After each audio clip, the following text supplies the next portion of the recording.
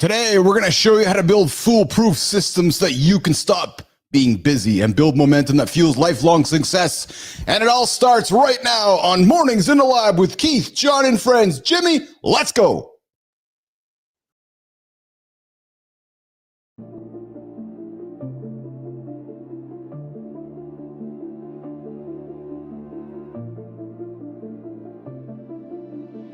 Welcome to Mornings in the Lab, where when something negative comes up. Building muscle improves blood flow.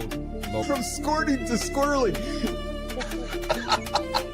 Start small, build up, and expand from there. Be entertained by fun over here. How have I slept? Is my sleep been good? That's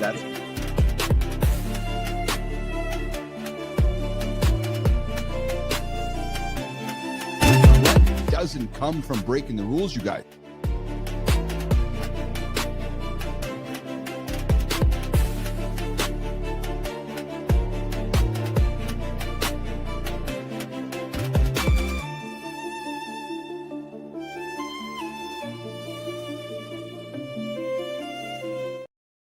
Hey!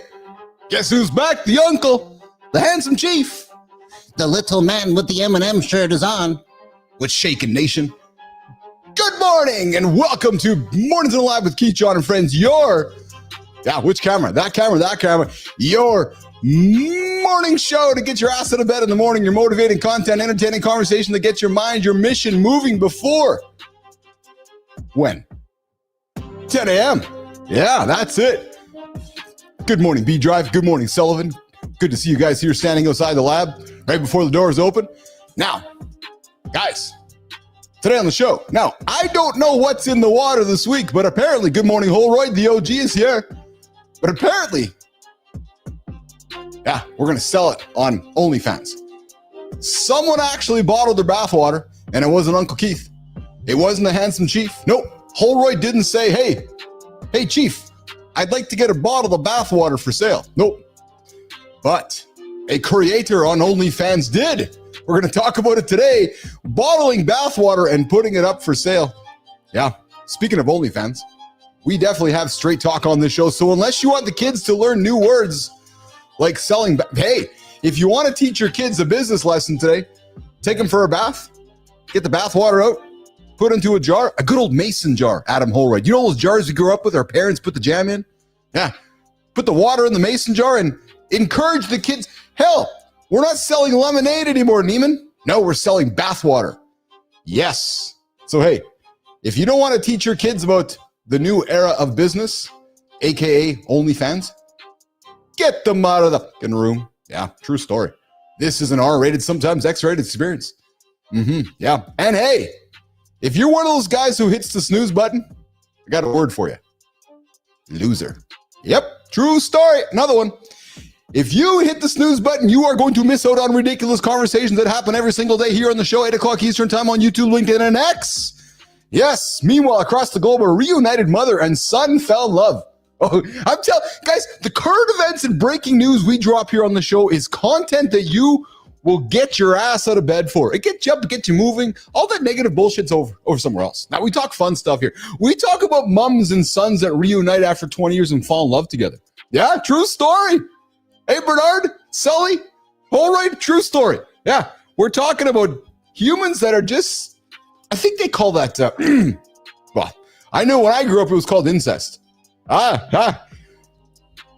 Incest is best. Keep it in the family. Hey, there you go. And if that's not enough, we got a fitness influencer. We kind of teased it yesterday, bragging about a protein bar that might cause, it's going to cause cancer. Yeah, because apparently biohacking has now entered the villain era. Well, here's the thing, guys. The world's louder, weirder, and more distracted than ever, but the men who win are the ones who can still think clearly, move daily, and build those discipline systems that scale discipline. So who are we? We are your daily accountability partner. We are your daily accountability partner that gets you up, helps you get your ass after it. And we help men just stumbling on I haven't spoke much this morning. Now I've been up for a few hours. These are the first words come. Didn't even spend time in the green room before the show today.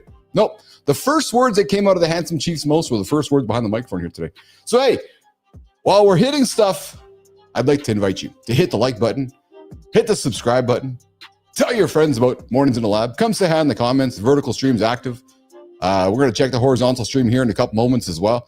Center stage, we're going to separate science from snake oil and health hacks that hurt, the risks most guys ignore. And then, hey, hour 2 is where we go deep. We're going to build once, repeat often. We're going to talk systems again today on the show. Not again. We talk content that helps you guys achieve those big goals. Hey, yeah, later reloaded. We're going to talk about how to win any conversation in the first 30 seconds. And then after that, we're going to move into morning focus, where we're going to go from dad bod to fit boss. Real transformation from real guys proving discipline doesn't have any age limit. And then, hey, we're going to get to the community corner like we always do with Maya Reyes, who's walking us through LinkedIn, YouTube, and Substack. We're going to celebrate some creators who are actually doing the work. So, guys, grab the coffee, lock in your focus, and let's roll. Hey, Jimmy, Neiman, Rahima, Patricia, the Morning Loop, Nation. It starts right now. Oh, hi. Welcome back to Gay Boys, the Morning Brief. Brought to you by Pitcher, our shared custody arrangement. John thinks owning a puppy makes us a couple. That's rich, coming from a man whose analogies always go way too far. You have something to tell us, John? And we prefer the term emotionally evolved, bros. Jimmy said to lean in. So we made merch. We're just friends. With a fucking cute puppy. And now, back to regular viewing. Welcome back to Mornings in the Lab. Keith, John, Marty, crew, let's give our community another awesome experience. Let's get after it, nation.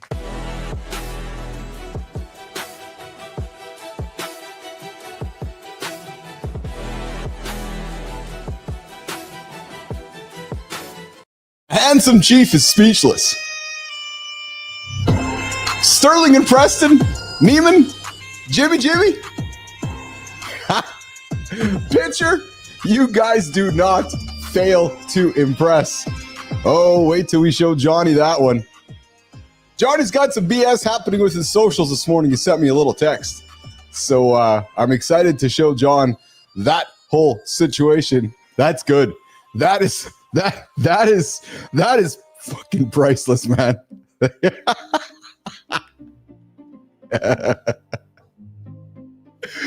Oh man, I don't even know what to say. Hey Jim, while we're waiting for the boys, I think we should start the conversation with psychiatrists. Yeah, because what the hell? to segue from that sequence, I do want to throw some breaking news and current events on the table, but I do want to start the conversation today with this question, Jimmy. Neiman, Nation, why do we call psychiatrists shrinks? Yeah, so why? Why is it that we've called them shrinks forever? Well, apparently, the reason is surprisingly gruesome.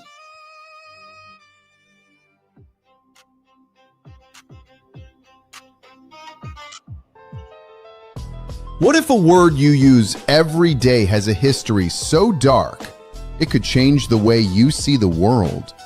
We often struggle to find the right words for life's biggest challenges, creating a wall of silence and misunderstanding, rooted in ancient, macabre rituals that have nothing to do with healing.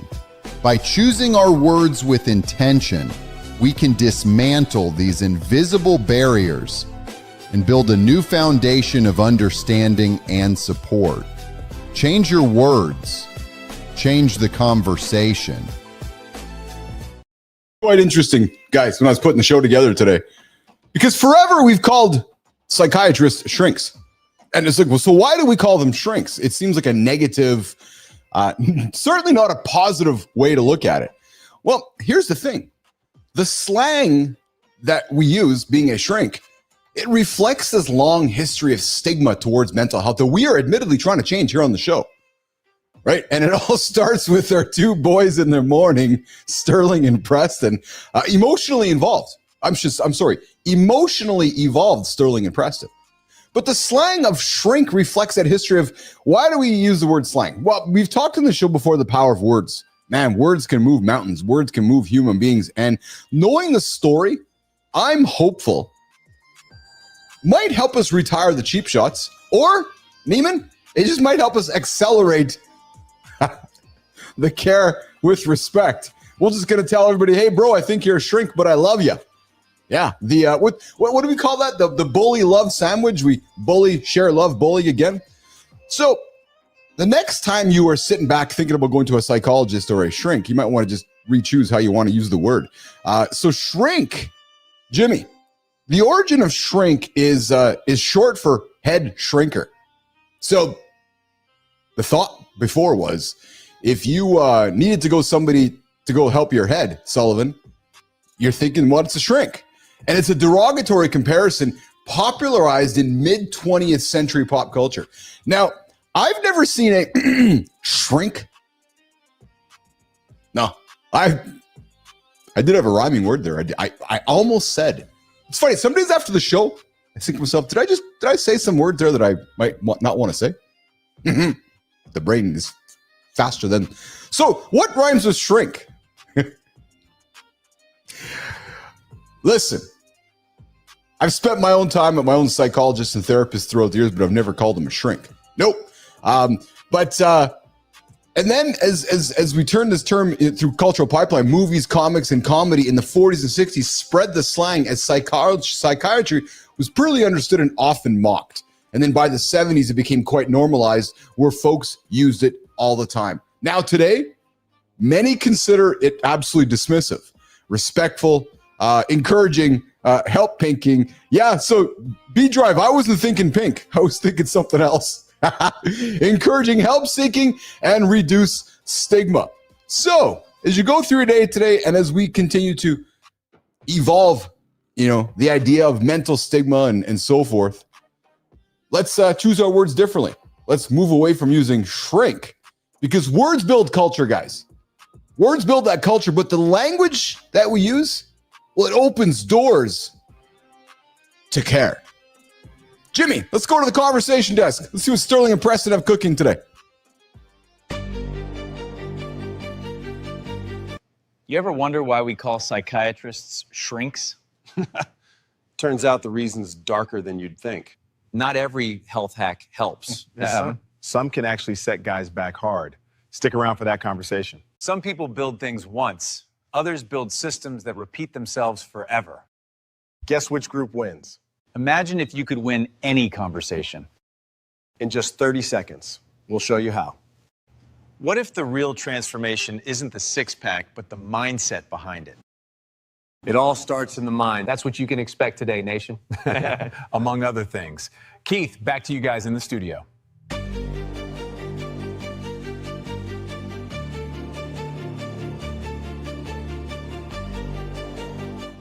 Boys, I got ahead of you on our shrink conversation this morning. I appreciate you guys setting that up for me. We got the resident bullshit artist in the lab here this morning, Dr. Jon Petrocelli. Most psychiatrists do not do psychotherapy. They use a medical model to treating mental illness. Yeah. So my theory around that, John, is that they're largely reactive, aren't they? It's very, very much a so my perception, Petro, is that psychiatrists are reactive therapists. Am I correct with that? Would that be the best way for me to think about that? Where more of a psychologist or a psychotherapist is looking to help the human proactively. Did I set that properly, Petro? Hey guys, speaking of Petro, you guys in Sora? Oh yeah, Uncle Keith's talking Sora. Dr. Jon Petrocelli is doing some great Sora work. Good time. Uncle Charlie's out there doing some good Sora. Roofy's doing some good Sora work, and so is Uncle Keith, the handsome chief. So if you guys are not in Sora, dudes, a lot of fun, man. It's just a lot of fun to create some great content and create some community around the platform. All right, so listen, you guys can join the conversation right now. The community is open. The vertical channels are happening. The horizontal channels happening. Phone lines will be open in the second hour, 431-300-3005 to help you guys get up and get after it and join the conversation with us. Or, hey, you guys can also join the show when the show's not even on. Yeah, just by sending us a text. And Brandon Jensen, if you got some questions for Johnny, you can send me a text there as well. All right, listen, let's, I think we're going to start with this one. Well, Sterling, Preston, what the hell's going on with Incest is best. Keep it in the family. A mother and son from Mexico reunited online after 20 years apart. But that reunion took a turn no one could have predicted. Their emotional reunion evolved into what they called a forbidden love. And that relationship ended in arrest and outrage. Psychologists call it genetic sexual attraction, GSA. A rare condition that can occur when family members reconnect as adults. It's about what happens when early family bonds never form. And how trauma and separation can rewrite human connection itself. It's disturbing, but it's real. Keith, Jon, how do we even begin to talk about this? Yeah, it's funny because I don't even know how we're going to begin to talk about it either, but that's kind of the whole point about it. Because I pride myself on putting topics on the table that others aren't talking about. So I want to talk about this one. Let's reframe it. So, mother and son, disconnected for over 20 years. Yep. And then they reconnect through social media. Holroyd, imagine this one. Right? You haven't connected with somebody in 20 years, or a family member, maybe a cousin, maybe a sister, maybe a mom. And then you meet somebody on the social channels. And you're like, oh, hey. You meet this person, you start interacting with them, and you find that there's a closer relationship happening than you anticipated. And you start to develop sexual attraction. You just start to develop mutual interest in one another. What do you do? What do you do? You know, and they call this genetic sexual attraction. Now, I don't want to expose anybody, but when I was growing up, there were some family members in my family, and there was some weirdness happening. Yeah, with cousins and uncles and second and third cousins. So I just was quite curious when I saw this story about how, yeah, Jimmy, I saw your note. Bring him in whenever it's ready. I knew I'd get a reaction out of Holroyd and Petro on this one. And I'm suspecting Andersen, who grew up in the circus himself, might have crossed paths with some weirdos like this too. Johnny, do you know what I'm talking about? You got fucking your like uncles humping third cousins and shit. Well, I had some family members that I suspected were doing some crazy shit. And dude, I grew up on a farm too, like you did. And we can make it. Don't blame that stuff on a farm. Jesus Christ. Jesus. Blame that on the fucking weirdos that live on the farm. Jesus. It seemed to connect. Yeah, you grew up on a farm. You know what that. No, I have no fucking idea. Well, when you're on the farm, you're looking for things to do, like shoot birds and climb hay bales. And you find plenty of things to do besides fucking fondle your cousin. Especially when you're the fucking uncle of the cousin. Hey, Jimmy, you know what? Now that Andersen's here, I want you to run the clip. Johnny's got to see our boys this morning. Let's get after it, Jimmy. Oh, hi. Welcome back to Gay Boys, the Morning Brief. Brought to you by Pitcher, our shared custody arrangement. Jon thinks owning a puppy makes us a couple. That's rich, coming from a man whose analogies always go way too far. You have something to tell us, Jon? And we prefer the term emotionally evolved, bros. Jimmy said to lean in. So we made merch. We're just friends. With a fucking cute puppy. And now, back to regular viewing. Welcome back to Mornings in the Lab. Keith, Jon, Marty, crew, let's give our community another awesome experience. Let's get after it, nation. For you, brother. That's for you. Well, it's very clear that the Gay Boys lived on that fucking farm with you. Jesus Christ. I saw that this morning. I was rolling in laughter, waiting to show you, man. That's good work from Neiman, man. That's fucking really great work. That's Brother,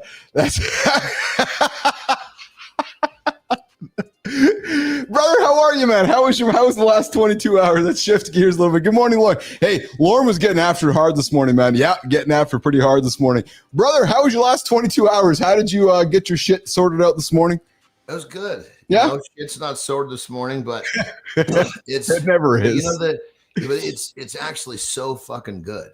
Yes, because the shit like this that keeps happening, all it's doing is driving me to go further into what I'm doing. Oh, I love it. Yeah. Well, So you know like, what?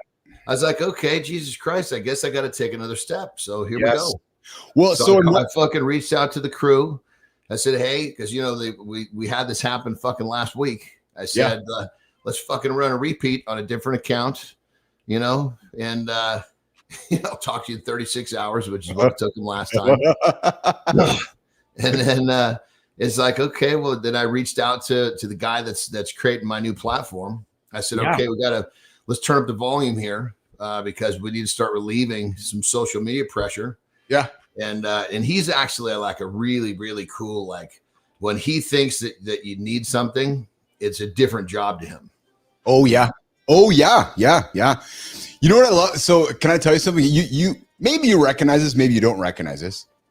I'm watching you learn in public right now in real time, and it's fucking thoroughly fun and enjoyable. And what I mean by that is I'm watching you show up on the show, you're smiling, there's an energy because I'm seeing you're learning. And what I mean by that is every problem you solve, you learn. And that's so rewarding. Right. So you're getting up, you're digging in, you're going, yeah, I fucking solved this. This is great. Let's go more. And we kind of leaned into it a couple of days ago with like some of the, you know, the world of ChatGPT and AI where people are like, oh, I'm getting lazy. No, actually, I did more work with my brain yesterday, John. Like, holy fuck, I was mushy by the time I went to bed last night. Well, and this is straight stoicism. Yeah. And that's when they say, because they say the obstacles are the way. Yeah. So you don't run from, you run, fucking just keep running to them. Well, and it's cool because I'm seeing the last time this happened, I could have fucking veered the path. Yes. No, I'm fucking coming straight at you. Yeah. You know, the only real, the thing that I just have to keep reminding myself, because normally in my mind, my mantra, sorry, you want to play, motherfuckers, let's play. Yeah. Yeah. That's an engagement. I don't want to engage. Yes. I want to basically, I guess I'm engaging the fact that I want to get past you, but I don't want to mix it up. I just want to go around, over, under, you know? Yes. I have no interest in getting caught up with a fight. Yeah. No, I get you. And I'm again, I think this show has done a lot of that for me. I'm largely the same way. I just want to get the results and want to get it done. I'm just leaning into this. It's fun watch. We often say you can't teach an old dog new tricks. And we'd also agree here that we know a lot of dudes in our world, especially in our demographic, that as they age, they don't want to learn anymore. Dude, I've learned more in the last week than I have probably in the last fucking 3 years. And I've watched you in the last couple of weeks into this new project you're working on with, okay, obstacle here. Anderson's like, okay, I guess I got to learn how to overcome this obstacle. Okay, a couple of days later, you come up on the show, I got another fucking obstacle. And it's awesome because it's this constant learning. It's so rewarding, man. Well, you know what the cool thing was? Last time, actually, just the other, I mean, it was just a couple of days ago when I had to, you know, they're just making it more difficult for me, right? So yeah. So last time I have like, motherfucker, you know, it really kind of, it took me a minute to regather myself. Yes. This time, the problem was much bigger. And I almost didn't even have to regather myself. That's awesome. That's awesome. Speaking about gathering yourself, dude, I got an interesting story that I know you're going to appreciate because of the principle of it. So, and there's a fitness influencer, creator, whatever you want to call him. He created a protein bar specifically designed to give you, me, a human, a consumer, cancer. It's sold out within hours. And people, they knew, okay, this is the cancer bar, and people bought it. Yeah, but get this, and you're going to fucking love it. And here's why you're going to love it. He didn't make a mistake. He made this bar deliberately to show everybody all of the processed meats, artificial preservatives, and known carcinogens to prove a point about what's already in our food. So the question isn't about why he made it. It's why we're already eating the same ingredients every day. So he made this product to show everybody that you're making this crap anyways, and you guys are going to rush to the store and buy processed meats and nitrates and artificial preservatives. And he meant to do this to highlight the food industry's hypocrisy. It's fascinating. I'm still. So he makes his protein bar and said, "This is designed to give you cancer." Yes. So, because here's what it was. Because the label said this: if you wouldn't buy a cancer bar, why are you buying products with the same ingredients? Ah, okay. Why are you rushing to buy this packaged bar, which is packaged up all nicely, when you can go down the grocery store and buy you're buying the same, like you're buying the same stuff? So it was this kind of this idea that you're being like largely you're being a hypocrite is what he's calling humans out on. You follow me? Yeah. I mean, interesting way to get there. I mean, coming at something from a different angle is always going to get people's interest. Yes, yeah, 100%, 100%. I thought that was quite interesting with the way the guy went about it. And then hey, listen, I got something funny for us as well. This is a ridiculous one. This is one of those dumb shit awards, and I'm looking here to create. Sterling and Preston found something for us. Johnny, you know how our kids, when we're growing up, we sell things like we sell rocks or caterpillars or stickers, and I'm sure you were probably as a young kid, little entrepreneur, selling stuff. Well, I never sold a caterpillar, but yeah, I did. I tried to sell caterpillars, yeah, and rocks, yeah, true story, yeah. Well, there's men out there that are spending money buying bathwater. Sterling, Preston, tell us about it. It's the sickos. Preston, again. would you buy used bathwater from a hot woman? No. And no, John, I wouldn't buy it from a dude either. Her name's Natalie. She sold 100 jars for $50 each. Yeah. And they sold out in hours, apparently labeled rich in divine feminine energy. She called it a ritual in a jar. Yeah, right, because nothing says spiritual awakening like a USPS tracking number. You know what's wild? This isn't about the bathwater. Yeah. It's about what men think they're buying. Connection. So, gentlemen, bathwater as a business model. Keith, John, help us out here. What exactly are men thirsty for? Well, okay, here's the thing. You know what my gay brothers didn't tell you? Yes. See, Preston told me they met because he bought some of Sterling's bathwater. So that's how they know about this hustle. Melissa, there's your backstory. Sterling has if we can make shit up as we go, Melissa, you're in trouble here. I'll be honest with you. But I gotta tell you, man, daily nothing's. I guess it just seems like daily nothing seems to surprise me about what humans will do. Right, and you often will joke about don't break the laws, break the rules. Man, humans will just do absolutely anything to make a buck, and that's fine. I got no judgment. But it's just when you think that you've heard the last thing, it's somebody's sitting in their bath going, hey, I can take this water and sell it and people will pay me for it. People probably buy bath water from you. Well, here's the thing. I mean, two things. Obviously, the person that's selling the fucking water has to decide, are they pleased with what they're doing? Or is, for me, if I don't feel like I'm helping, if I don't feel like I'm helping people, it doesn't interest me. The dollar bill doesn't seem the same when I earn it with something that I don't think is there's purpose behind my moral fiber. Yeah. I get you. Here's the thing. Let's take all these motherfuckers that bought this jar of water, put them on a line. We're going to see some pretty fucking big similarities with these dudes. Oh, 100%. These are the motherfuckers who don't get out much. Yeah. Don't fucking socialize. They probably got fucking, social media accounts with no fucking face, and they just go on there and, they're weirdos, unfortunately. Yeah. Well, it's absolutely true. Yeah, 100%. It's like granted, you're making some, look, let's think of it like this. Yeah. Look how fucking lucky Sterling got when he bought Preston's bathwater. Well, so we talked about this a little bit yesterday. I'm moving on from that. We talked about my inability to do real quick. That was a pretty good way for me to spin that thing on its head. I know. It was fucking awesome, man. I just love the power of words, man. You're spinning it up here this morning, Anderson. I'm loving it. Hey, so yesterday I talked a little bit about my inability to do pull-ups years ago, and which I'm now pleased that I'm able to do. Well, I found something here. Sterling and Preston have on the table for you and I to chew on. Every man over a certain age should be able to pass certain fitness benchmarks. Let's throw them on the table and let's talk about them. Jimmy, Melissa, Sterling, Preston, what do you got? Every man over 40 should know where his fitness really stands. There are benchmarks now, real ones, for strength, endurance, and mobility. Run a mile in under 10 minutes, do at least one pull-up, and carry your weight for a minute. Those aren't extreme goals. They're minimum standards for staying capable. These tests aren't about numbers. They're about longevity. Yeah. It's how you stay strong enough to show up for life, not just the gym. Keith, John, every guy watching knows what he can and can't do. Yeah. The question is, what's he going to do about it? I thought we could use this discussion not so much to get caught up in the details, as you like to say, but more so just create some awareness around maybe what, as we age, we might want to consider being able to do. Right. So, because you said yesterday, you weren't surprised that still a lot of men can't do pull-ups. Right. So maybe as we age, there's some goals here, like, squatting. Right. So, for example, John, I think that as we age, as we get into our 40s and 50s, we got to find a way to help our audience squat your body weight for 1, 3, 5, or a number of reps. Right. Well, we just did a tutorial on how to do it right, which is good. Yeah. That's not a bad idea. Right. But pull-ups.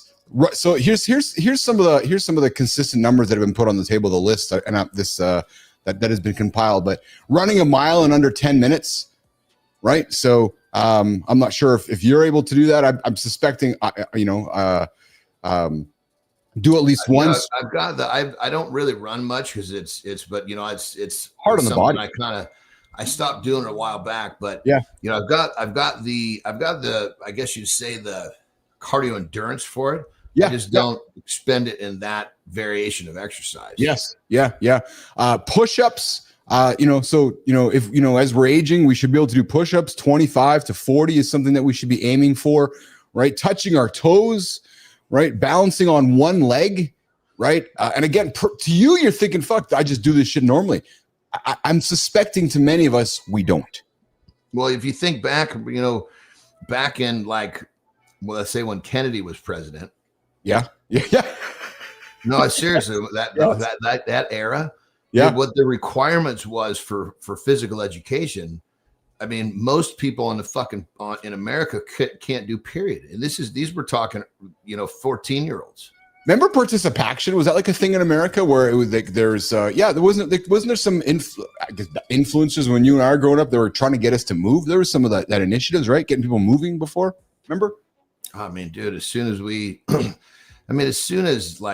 God, what were the different things? Obviously, TV's been around for a while, but then, video games, there's all these different things that came that just fucking took, kids off the street. And I don't mean that in a bad way, took off the street playing games and riding their bikes and their skateboards. They're playing this on virtually.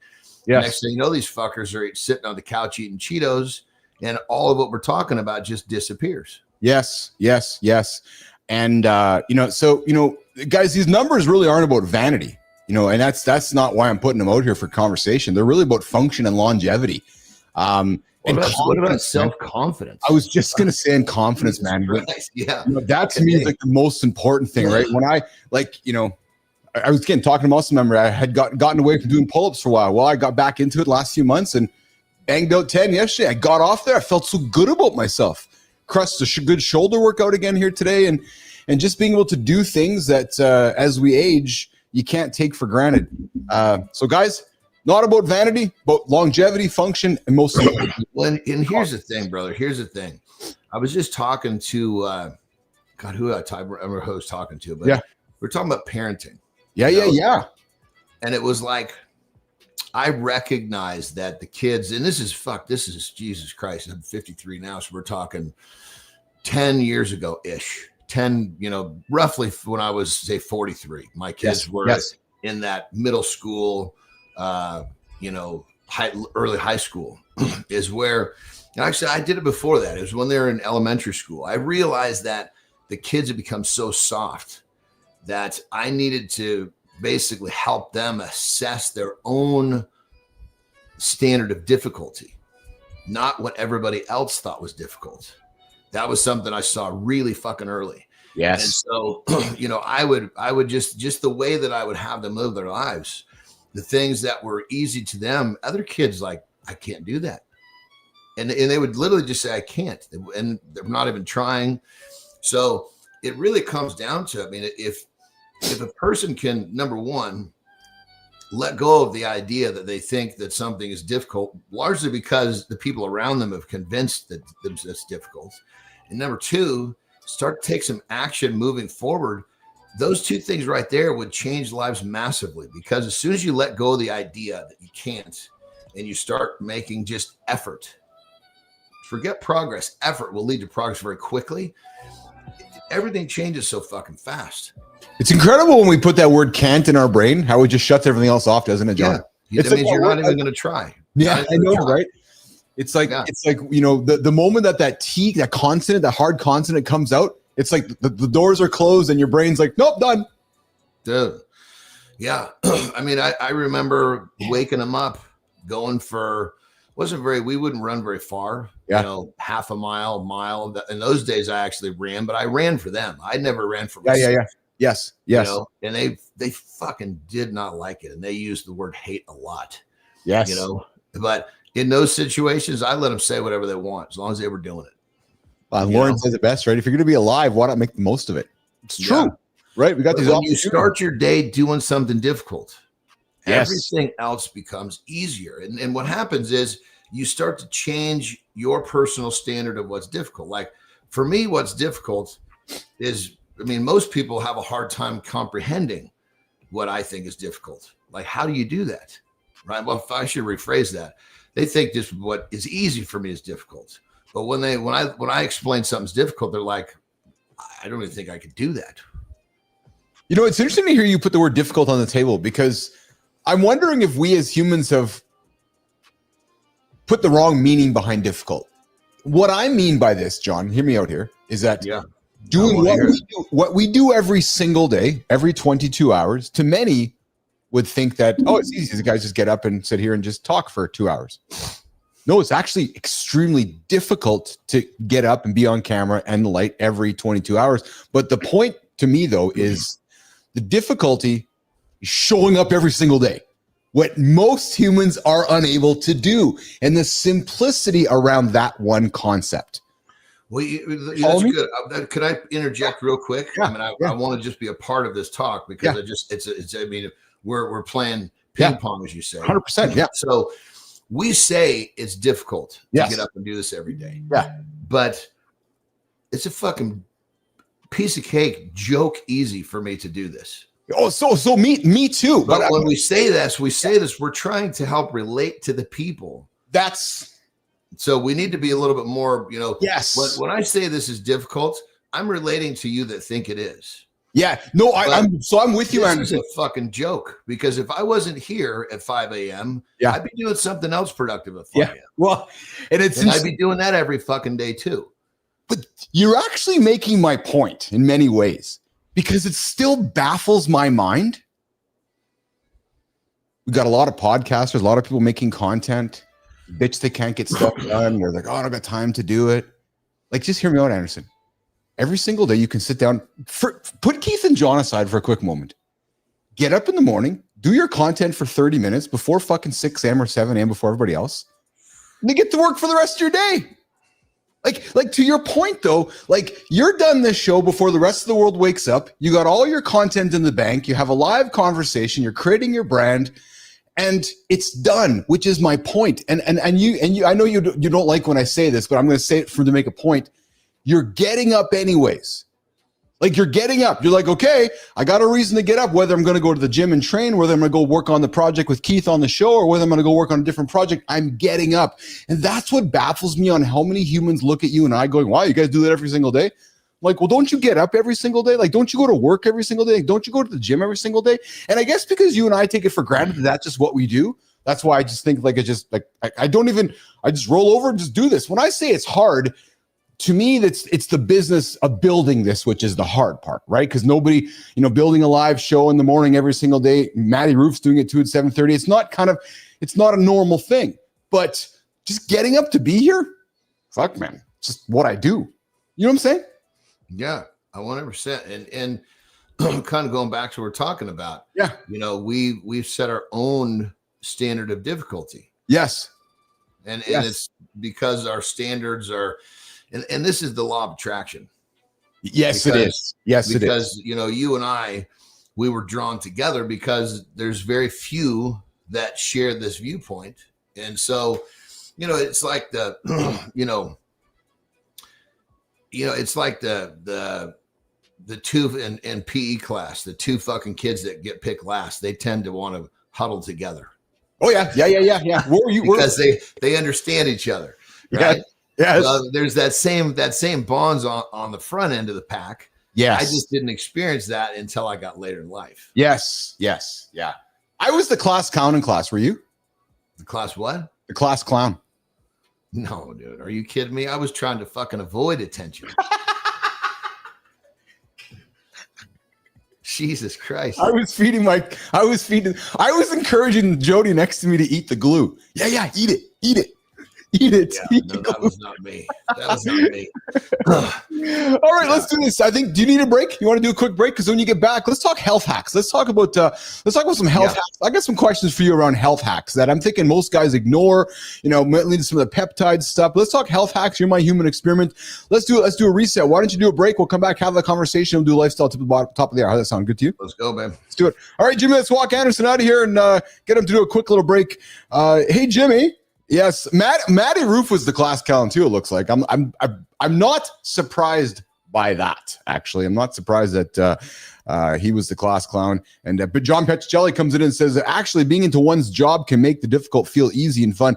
It's so simple and cliche, but I know it's so true. If you're rewarded and you enjoy what you're doing, you're going to have an easy time getting up and get after it. All right, so we're going to get to health hacks that hurt, the risk most guys ignore. We're going to get to that conversation here in a couple of seconds. Before we do that, you guys can join the show that's live right now. The vertical comments are happening. 431-300-3005 as well after the show. If you guys want to communicate with us, again, send me a text, voicemail, or phone me. 431-300-3005. And listen, if you're not joining the show live, why not? Get up, get after, join us 8 o'clock Eastern time right here every single time on YouTube, LinkedIn, and X. Yes, Lady Drew. Keith, it seems detention was a part of your education at school. So it's funny, Drew, because I didn't go to detention very much. No, I wasn't a detentioner. It seems like I was able to use my charisma. The charisma to get the teachers to not send. I've only did detention a couple times. I think it's funny because I was reflecting upon this. The same energy that I bring to this show every single day and the same energy that I think that the world gets themselves too caught up with being too serious is perhaps the same energy that I took to school, which was let's go have some fun, let's learn, let's have a good time, and let's get after it that way. So yeah, the class clown was a fun way to go about it. Hey guys, coming up later on in the show, I have a little monologue I put together. 2 days ago, the world changed, and we didn't really talk about it. And I'm going to relate to when our iPhones came out a number of years back. The world changed. We really didn't realize it because it was happening in front of us. It then changed again 3 years later when the App Store was released. And just imagine if we had phones that had apps on them, how a world would exist right now. It wouldn't work very well, probably. I wrote a piece reflecting upon the last couple of days around what's happened with ChatGPT and OpenAI and how they are turning ChatGPT from a simple chatbot to a complete operating system. So stick around for that conversation coming up a little bit later. All right, Jimmy, not every health hack helps. We're going to sit down and have a conversation with Andersen around health hacks. Not every health hack helps, you guys. Some quietly hurt. What if the most popular advice for men's health is built on a myth? A promise of rapid results that ignores the one thing that truly matters. We're constantly sold an image of peak performance that demands extreme measures. This creates a cycle of trying, failing, and feeling like we're not doing enough. They're found in a deep, evidence-based understanding of how our bodies actually work. It's about trading the noise of the crowd for the wisdom of a smarter, more deliberate approach to your own well-being. Ditch the shortcuts. Embrace the real work. Health hacks that hurt. Question for you guys to start the conversation. Have there been any health hacks that you have tried but haven't worked? Or tried and have worked? Maybe there's simple things, like maybe you've tried a new diet. Maybe you've tried keto, maybe you've tried carnivore or strict vegan or certain or intermittent fasting or all these different things. Maybe you've tried cold plunging. Maybe you've done, do-it-yourself unsupervised peptide taking or testosterone therapy or things like that. Let's talk about it. Let's talk about health hacks that hurt that most guys ignore along the way, right? And it could be as simple as skincare, right? Sunscreen, self-checks. You know, when we're getting out and spending time out, you know, how often do you put that sunscreen on? Or are you just saying, hell with it. I'm not going to deal with it today because I don't like to wear lotion. Because that actually is me. I'm not one who puts lotion on my face. So when it comes to a health hack, you know, it's one that I would certainly say that I ignore. I don't get there when it comes to, you know, appreciating that. I haven't walked towards. I'm very curious, and I'm asking a lot of questions, but I'm very curious about the hacks that something like a peptide can help me with as I age, right? And you know, asking the right questions, being curious about the right questions. What about supplements, you guys? Is there supplements that you've tried that you're like, yeah, this works for me quite well, right? Or are there supplements that you're like, nah, it ain't working at all, right? So when Andersen comes back, I want to get into this idea of health hacks. So for me, you know, after taking some time off lifting heavy, right? So we talked about a little bit yesterday in the show that, you know, how our muscles come back with that muscle memory.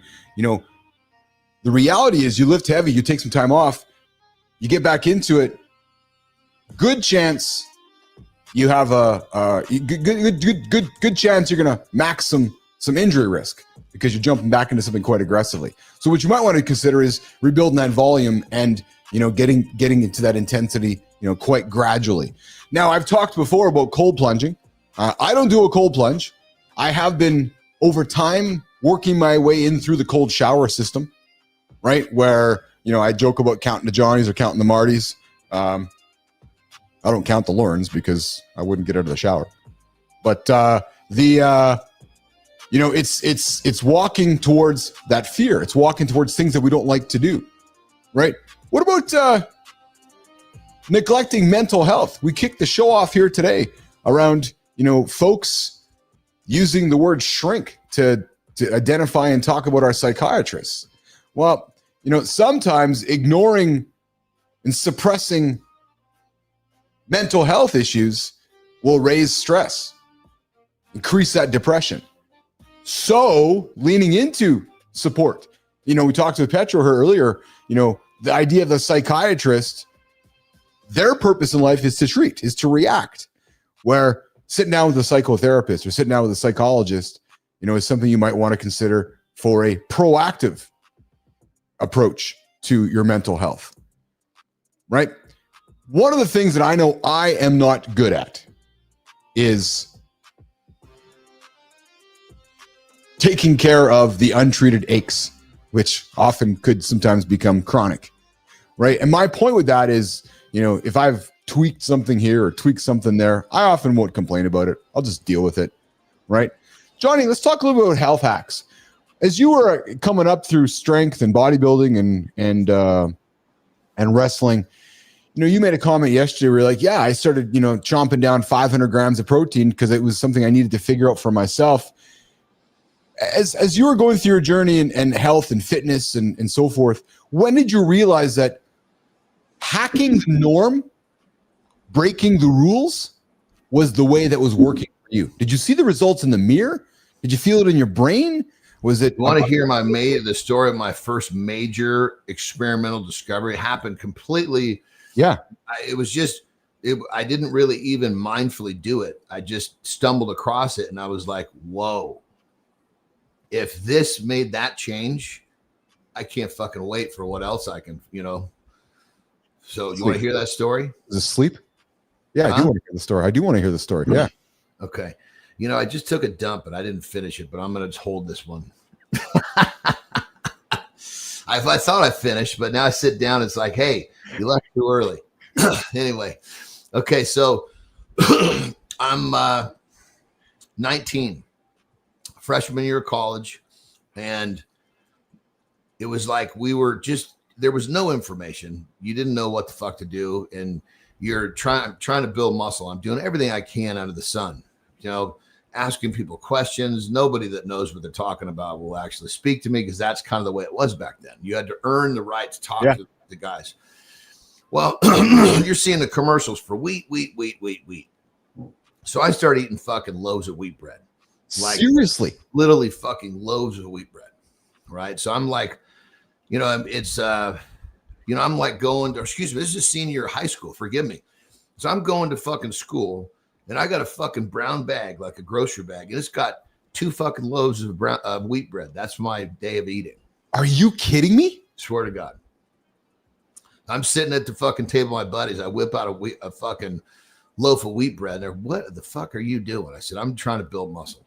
And of course, at that point, I'd actually made a little progress and nobody could really shake a stick. They saw the commitment. They're like, okay, he fucking weirdo, blah, blah, blah. But anyway, so one day I go to fucking fill up my brown bag. My mom somehow didn't stock up on wheat bread.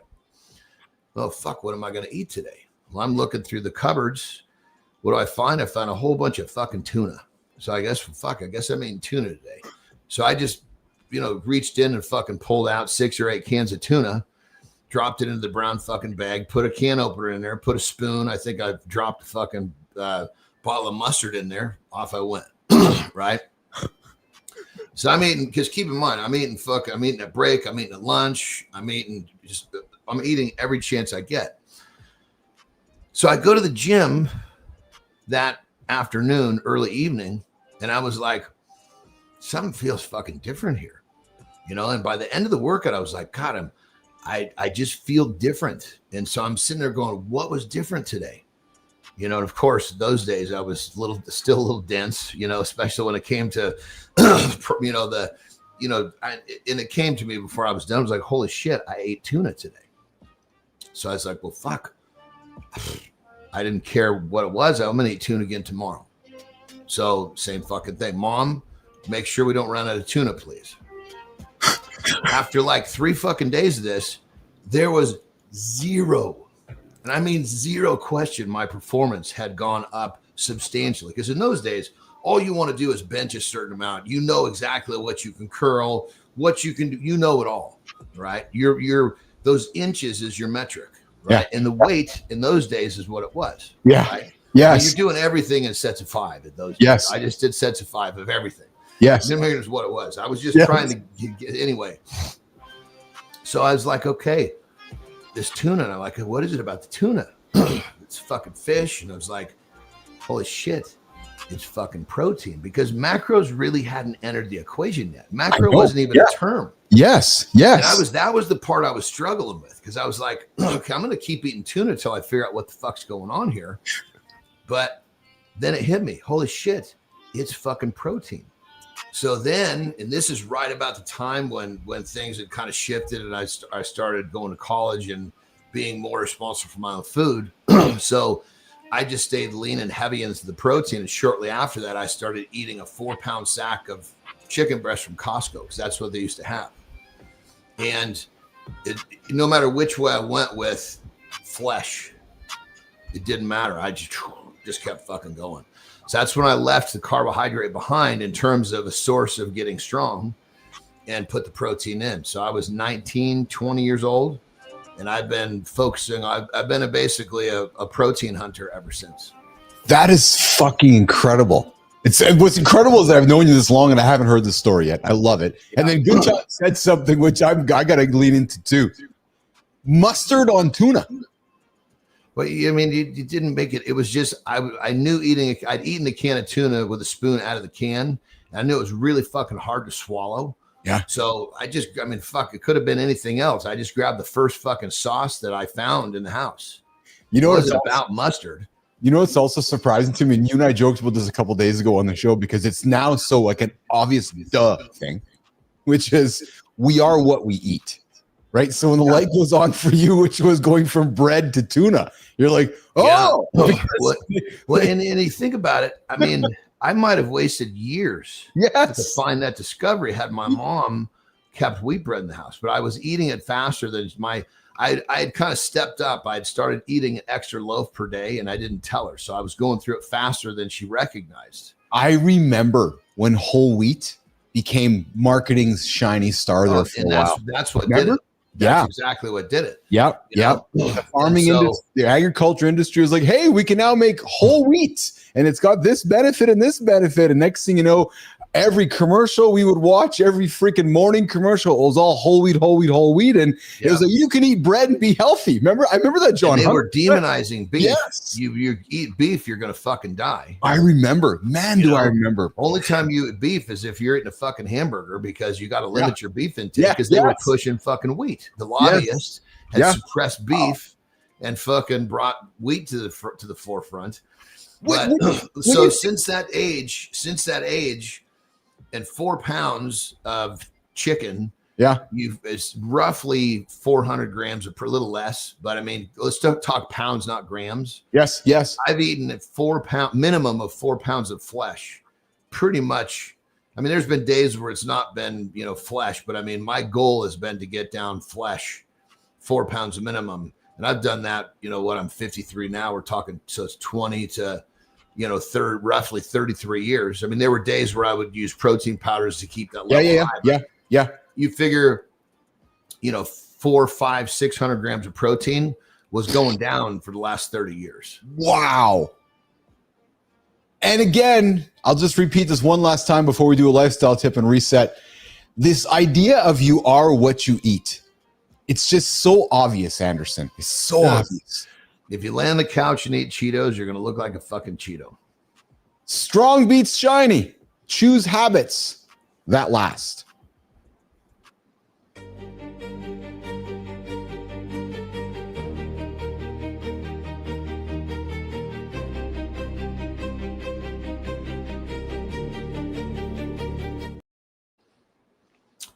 Difficulty. Let's talk about it. Most people think things are difficult because the people around them have convinced them it's difficult. If you put a little bit of effort into something with an open mind, you'll realize it's not as hard as what you've been convinced it actually is. Your beliefs are holding you back. When you believe something's difficult because your neighbor or your friend or your family member says it's difficult, you've basically created a barrier or a wall around you. Most people create their own prison with the word I can't. They say I can't because so many people have told them that they couldn't. So if you want to make a change in your life, stop listening to the people around you and start trying to figure out what is truly difficult for you. And you're going to be really surprised. You're actually much more capable than you believe. And once you start to believe, you can achieve. It's that simple. Rock and roll.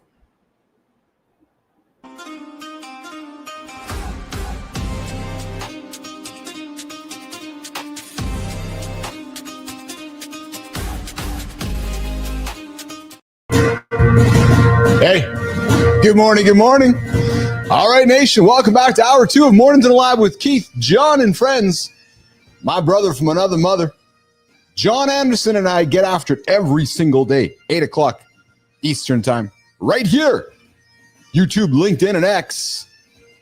Hanging out with Neiman, Jimmy, Rahima, Patricia, the gang behind the scenes. Guys, hour 1 was fun.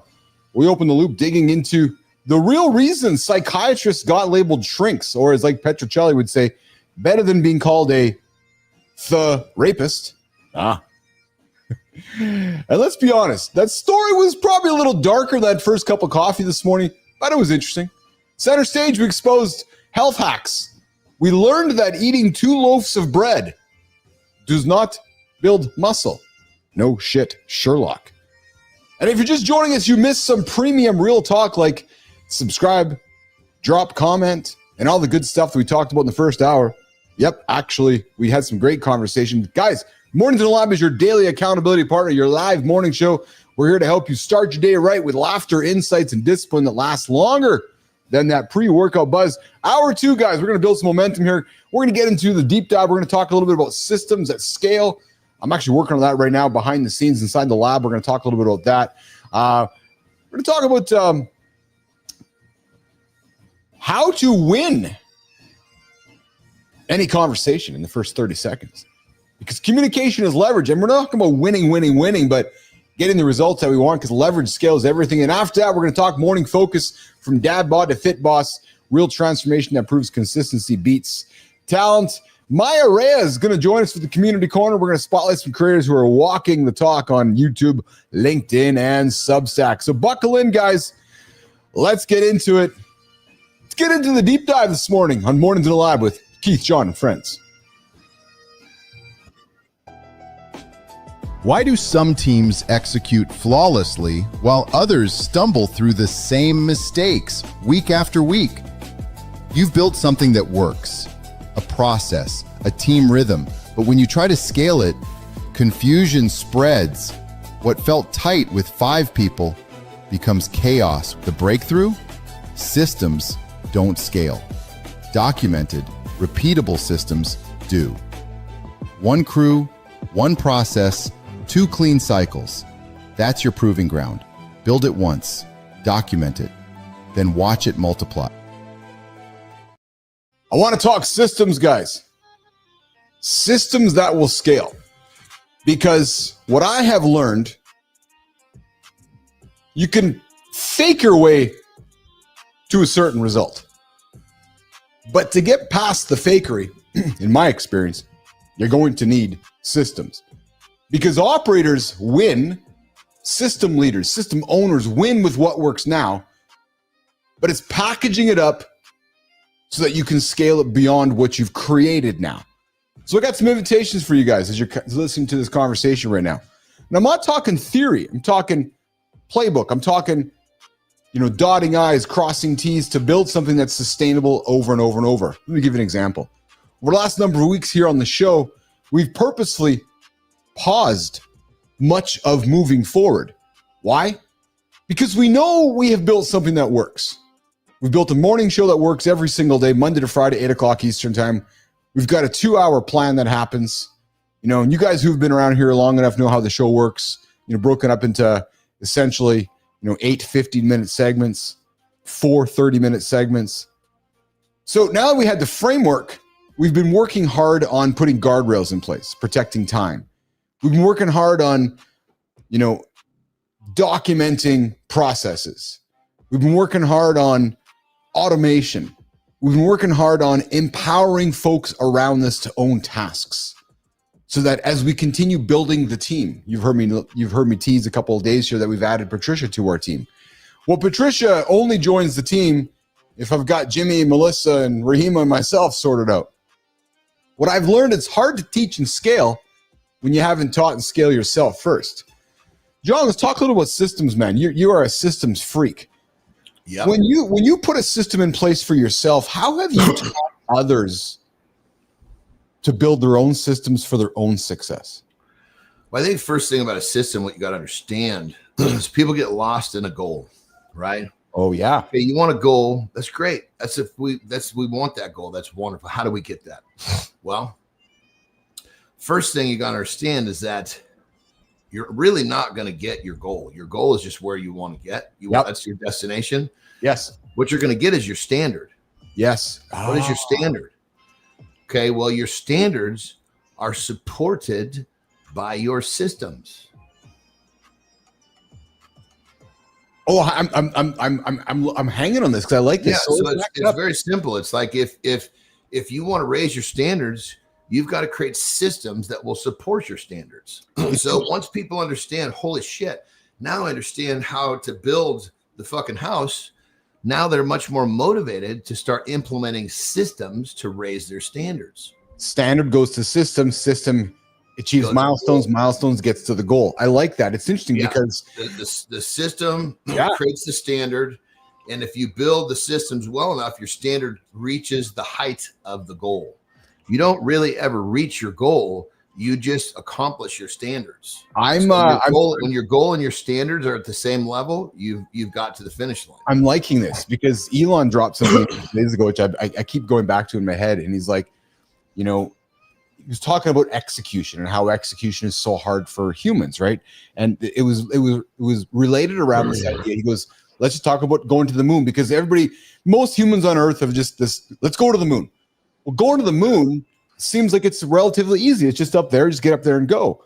But you got to have consistency. To your point, you got to achieve a standard repeatedly over and over and over to put a system in place to hit milestones that could then eventually hit the goal of getting to the moon. Say that again. I think you got it backwards. Say it again. You got to put a bunch of standards in place. So, for example, okay, I got to get up in the morning. Put the system is in place first. That's what creates the standard. The system supports the standard. Oh, yes, you're right. I got a little backwards. Yes. So I got it. So yeah, right. I see that. Okay. So my system is got to get up every single day at 4 a.m. so I can get my 2 things done so that I can set a standard in place so I can ultimately hit my milestone so I can get to the moon. Right. But it all starts with not hitting snooze, these metaphors we talk about. But I like that. You're right. Without that system, I'm never going to get to a standard. I've never thought of it this way because I've talked about it even with the team here after the show often, Johnny, where Jimmy and I will go, great show. And then we'll just say, but that's just our standard. Like that's just what we do. Here's a little snippet. Like my system every night is I take my phone and I plug it in the bathroom, which means I have to get out of bed. Yes. Turn it off. Yes. If I actually sleep until it wakes me up. Yes. A system. Because that system is placed, my standard is I'm on my feet. I never hit the snooze. Dude, I never thought about it this way. I'm kind of like excited because I never thought about it this way. Yes. Yeah. You'll see when people see this, the light bulb turns on. They're like, oh, fuck. Okay. Now I know what I needed to focus on. They're focusing on the goal. And what that does, I want. It projects lack. So I'm with you. I think focusing on the end is always, I don't like this idea of focusing. That's why finish my sentence, Keith. I don't like focusing on the end because it tells our brain that it's over. Right. That's why I'm like, no, you've just achieved this next milestone. What's next? Okay, so you got to the moon. Yeah. Okay, what's next? I'm going to run around. Okay, great. You're done running around. What's next? I'm going to go to Mars. Right. But think about it. The looking at, I agree with you, but think about how it can be really detrimental. Let's say we set a goal. People do this all the time. I want to make X amount of dollars. Oh, I know. Now, all they do is I want that money. I want that money. And what that does, it projects lack. Right. Projects lack. Tell me. Lack. You're wanting, right? 100%. If you're constant, like, okay, I want that. I'm going to go do A, B, C, D, E, F, G to get there. That's not projecting lack. I want that. I want that. I want that. I want that. It's like going up to a chick. Oh my God, I haven't had a date in 2 years. Please go out with me. Yes. Oh my God. That's lack versus, I want to go out with that chick. I better start fucking eating better. I better start going to the gym. I better start reading. I better start working on conversations. That's not projecting lack. Now you put in the work, you go up to that chick. She's, you seem like a pretty good guy. Maybe I'll take a shot. I'm enjoying this because it's something that seems so rudimentary, but yet so helpful. So for example, back to standard and system, right? If you don't want to hit a snooze button, then you need to set the standard for yourself that, to your point, put your clock in a different room so that you don't have a choice but to hit. Like if you're battling with your system, you put a system in place to support the standard. That's what I mean. Yes. Your standard is I'm never hitting the snooze button. Okay. Then what supports that? Exactly. Yes. What supports your standard? And you can continue to raise your standard by increasing the efficiency of your systems. Why is it so simple yet so difficult? It's only difficult if you haven't started. Yeah. Brother, everything in my life is a fucking system. Everything. I know. Well, I know. I believe me. I know. I've learned that about you. Yes. Yes. Even down to fucking putting lotion on. Yes. After the like Terry got some lotion. We're in Mexico, right? Our house in Mexico. So the choices are not always the same, right? They'll get the lotion we want, but sometimes it has the fucking pump and sometimes it has the squirt. You know what I mean? And she said, "Oh, honey, I'm sorry they didn't have the pump." So I'm like, fuck. Of course I deal with it, but now I don't really know how many pumps. I have to kind of eyeball the lotion in my hand rather than 1, 2, 3, left leg, 1, 2, 3, right leg, 1, 2, 3, 4, whole upper body and face done. What I'm enjoying about this, when I came back into the world and I was talking about, building the business here and talking transformations. And that's why I enjoy hanging out and spending time with you and talking with you, because you don't think the same mindset that I have encountered so many humans, right? okay, I'm going to get this goal done in 75 days, or I'm going to do a 30-day thing. I like thinking in transformations. Which is, no, if you really want to make a change, you need to put a standard and a system in place so that you don't go back to something else. There's never an end to it, right? Because I think when we wire ourselves with end dates, it sets us up wrong. So Nation, here's my invitation for you guys. We're going to go to the conversation, how to win a conversation in 30 seconds. Measure twice, lead once, ship small systems, and keep them running.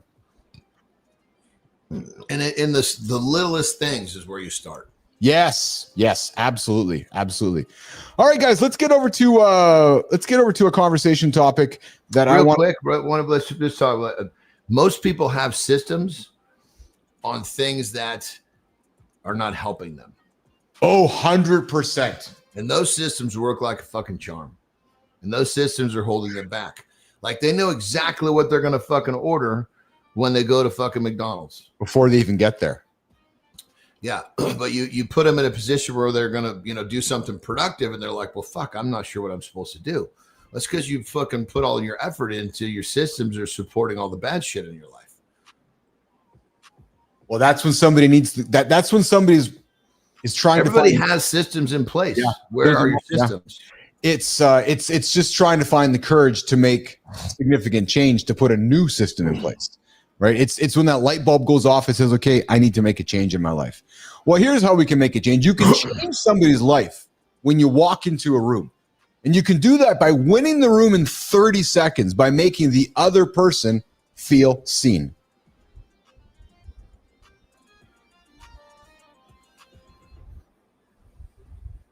Jimmy, you got an opener there, bud.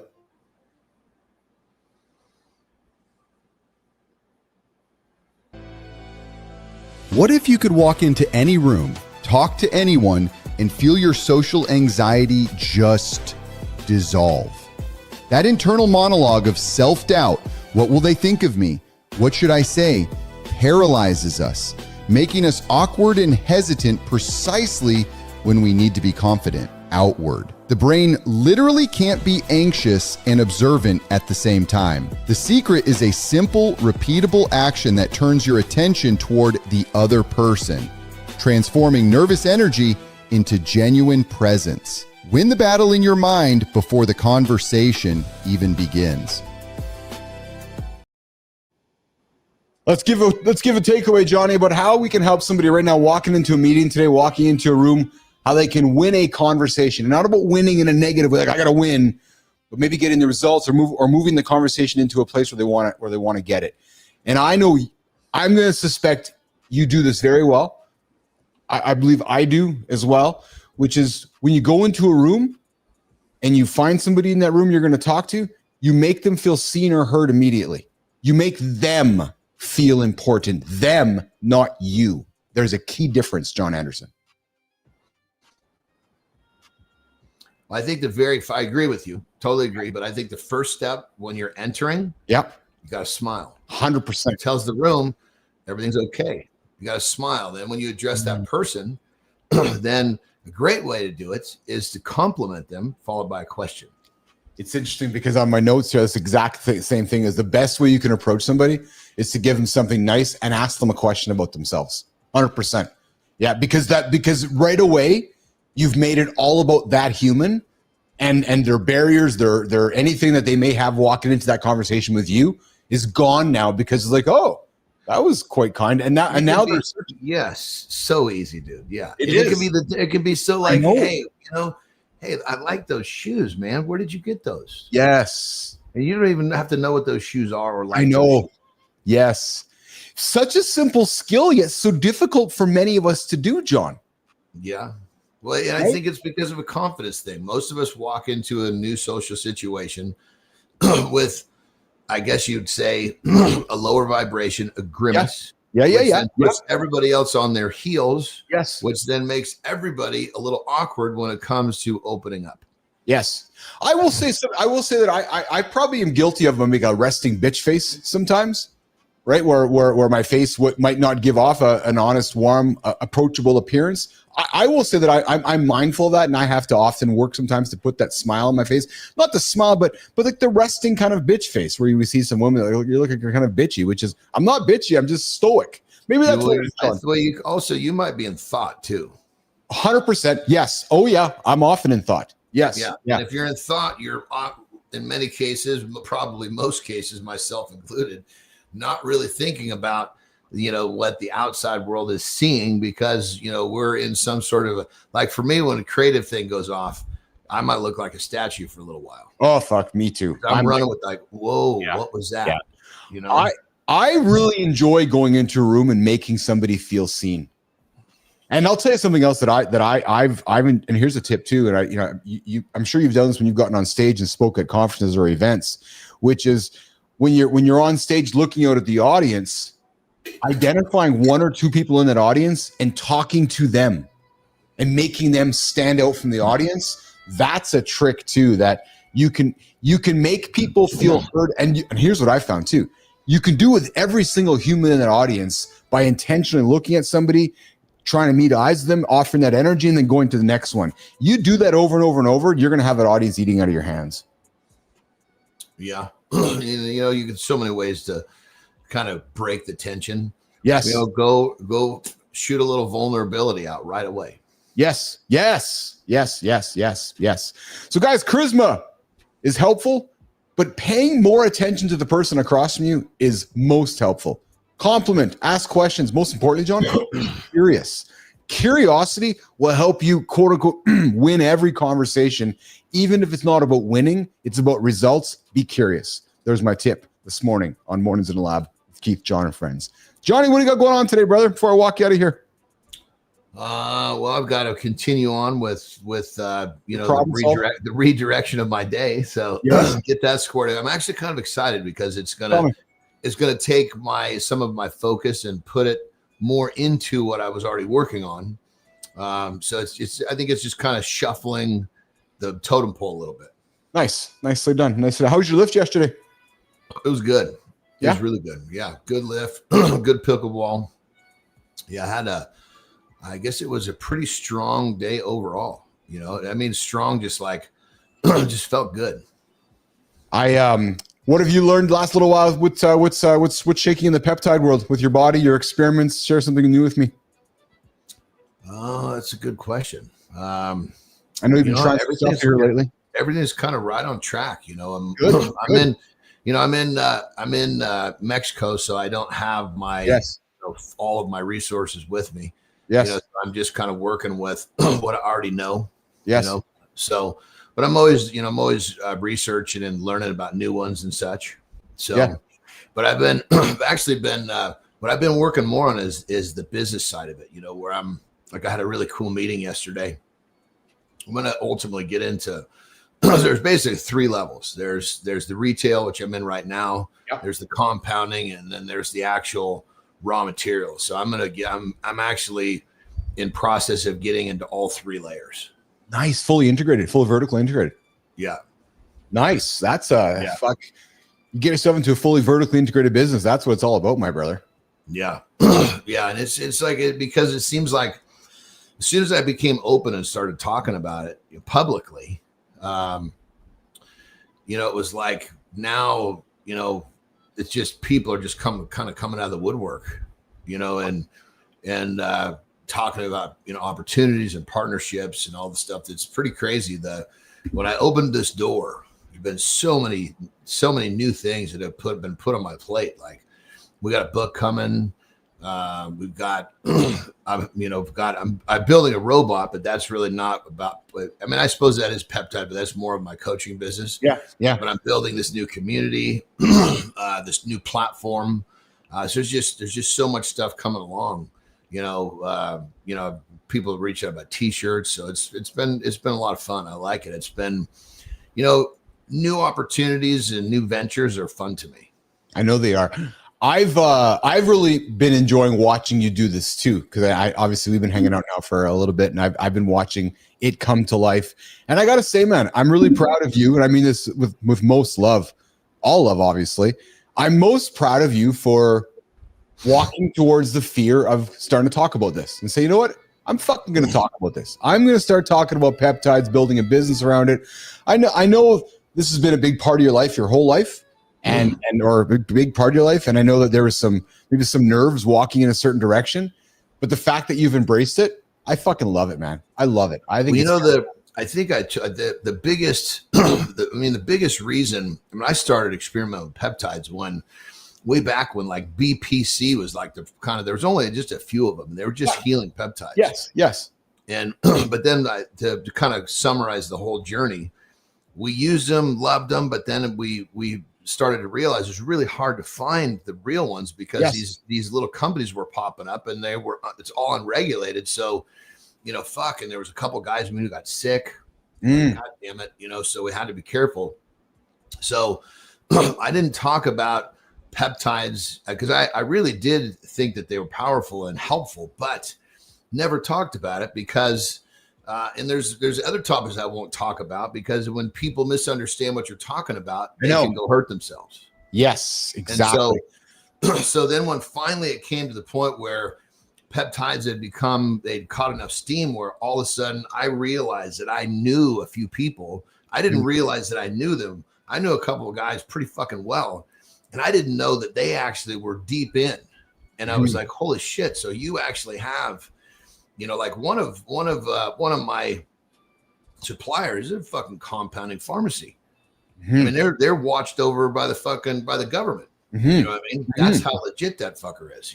Yes. So once I found sources that I personally trust, and that I know that I can have a relationship, I could call either one of my suppliers on the cell phone right now and talk to them. Like, okay, now I feel like I have my finger on the pulse of the supply, which means I'm comfortable taking it. And if I'm comfortable taking it, I'm comfortable talking about it. And I'm comfortable helping my clients with it and I'm helping them understand how to experiment would be the term. And so really what it wasn't, I guess it really wasn't fear. It was, I guess it was, you could wrap fear into that, but it was not having a safe place to take the step. Once I felt that I had the safe place to step, I was happy to step there. And I think the timing is just right, because now it's had I stepped here years ago, it wouldn't have had the capability to turn into the thriving business, but more importantly, to help people at such a mass scale because they become more visible where people are truly interested now in like longevity and health, when before they were wrapped up just with juice. Yeah. If you went back and listened to your answer over the last 3.5 minutes or so, 2 minutes, you would recognize that what you just shared is what we are trying to encourage our listeners of this show. Like, solve problems, build something you enjoy, get after it, be proud, find something you love, run towards failure, time, like everything you talked about is exactly what most folks, not wrong choice of words, where folks will say, oh, I can't do it, or no, I'm not going to do it, or no, it's just not right. There's many reasons for you not to have done what you've done in the last 4 months. Many reasons. You could have just said, nah, fuck it. No, it's just, it's the world is too crazy right now with this, but you're like, no, I'm going to go make a go at this. So that's why I said I'm proud, because it would have been easier not to, but you know what I mean? It would be easier not to, 100%. You didn't have to. Yeah. Well, I mean, one of my buddies that actually, he's been on me for like over a year. He's like, because he knows what I can do once I put my mind to something, and I helped him create his coaching business. So he knows he knows how well how efficient I can on creating a business. And he's like, dude, come on. And then I was the same thing. I was just pushing it off because I didn't feel like I had the safe place to step. And then, but the thing I really love about it is now that I have a safe place to step, for my own use. So it fits right in with my coaching business, right? It's something so it brings another element of love to how I make money. Yes. And I can tell. And again, that's why I wanted to bring it up, because anybody who's wondering about getting started or being curious about it getting started, or using your words, not knowing where they can step into a safe space, well, First of all, come start with us in the morning, get the encouragement, the empowerment to go, and then go. And then know there's going to be troubles along the way. And that's why it's been so fun and rewarding for me watching you, because when you show up at the show and fuck, I got a problem, I got to go solve. Because when you solve a problem, what happens? You learn, and it's exciting. Because you're going to solve the problem. That's what most folks don't really understand. Here's the thing, John. You might not get the results you want, but you're going to solve the problem. There's a difference. Whether you're satisfied with the results or whether you're not satisfied, you're still, because the problem might be solved by saying, John, sorry, man, I can't do it. Oh, nope, doors are closed. Okay, well, the problem's been solved. I haven't got the result I wanted, which means you're going to step back and go, okay, a new problem has arisen. I got to go solve this one. That's fucking fun. Well, and basically the obstacles become the way. Yes, it's exactly it. Speaking of,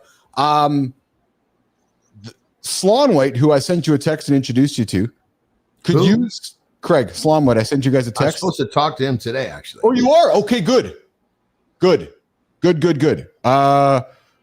Lean into some of the stuff we just talked about here for the last few minutes. And I'm being serious with what I say next. He could use a dose of Slaughter. Bilous says you're not the average man. Why are you being the average man? And he'll go, I'm going to quote you on that. Yeah, 100%. Absolutely. Because Slon White is the kind of guy that would have a coaching business like yourself. I'd say this in front of him. He just needs to be shown the way. I think you can show him. I'm serious. He's stuck up in charging he can learn a lot. I'm taking this call with him, dude. We just literally connected and set a call. I know nothing about him. Give me 30 seconds on who he is. He's a high-profile strength and nutrition coach. He's coached high-profile athletes in the NHL, the NBA. He's worked for the Sacramento Kings. It's kind of like an AJ. He's exactly like AJ. But he just pursued a different path. Like he's a licensed chiropractor. He's a doctor. He's into science. He's into results. Okay, so he's got a lot of fucking tools, dude.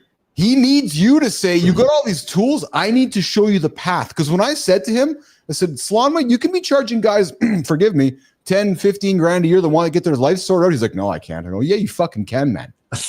He just, and it's not, no, I can't, but it just, no, and those are my words because I'm saying it on behalf, but I'm just, I think he needs a little bit of, I'm going to say, really, you keep saying Slongwood. Slon White. It's Dr. Craig Slon White. His last name is Slon. I call him Slon. I was going to say, if it's Slongwood, that's a hell of a name, you know? Yeah, it's Slon White, Dr. Craig Slon. He's a solid dude, man. Solid dude. Okay. I know that he could use your energy and encouragement just like he did with Marty, where I think you could show. Well, I'm glad I know this because I thought he was calling me more about peptides than anything else. Well, that'll be part of it, though, because he's very curious about it. And I'm just saying, you guys, I think in many ways, John, you guys are very much alike. Like you guys try to achieve the simplest thing you could help Craig, and I'd say this right in front of him, not to talk behind his back, is to help him get what's that cliche? His biggest obstacle is himself. His own way. Yes, his biggest obstacle is himself. Yeah, because he's got all the tools, he's got the looks, he's got the knowledge, he's got the accomplishments. I'm like, Craig, there's men out there that are like, I want to fucking work with that guy, just like they want to work with Andersen, right? He just doesn't know how to do that. And you know what's really cool? He's in fucking Russia right now. He works in Russia for the hockey team. Oh, wow. Yeah. So he's that's why, because I was like, we were talking timelines. I'm like, yes, man, you're really I don't know where the fuck you are, but god damn it, I'm not used to this timeline. Yes. So from me to you, thank you for taking this call and taking some time with me. I know your time is valuable. And I suspect there might be even some business opportunities for you too. Being serious here. Honest to God. Is he a primary Canada resident? Yes, he is. Yeah, he's a Canadian guy. He's lived in the States, lives in Russia, but yeah, he's a Canadian guy, 100%. You guys are gonna get along just fine. Perfect. Cool. Bro. All right, you get out of here. Go enjoy your day. Let me know how you work out with Slon White, okay? You got it, my brother. See you. Have a good loop. See you in a moment. All right, Jimmy, let's get the guy out of here. Johnny's gone for the day, guys. We're going to reset here on hour 2. I'm sorry, the bottom of hour 2 here on morning. Keith and John just having a private conversation in front of you guys about helping folks out here. All right, so listen, here is the plan, Jimmy. Here's what I want to do. We're going to do the community corner with Maya Reyes. We're going to get to celebrate the folks. Come back, and I am going to drop a monologue. Actually, just made a decision right now on the spot. Melissa, Neiman, Jimmy made a decision. I'm going to add to this segment on the community corner. Yep. Calling it Next Steps. I'm gonna close the show with my own monologue today, first day.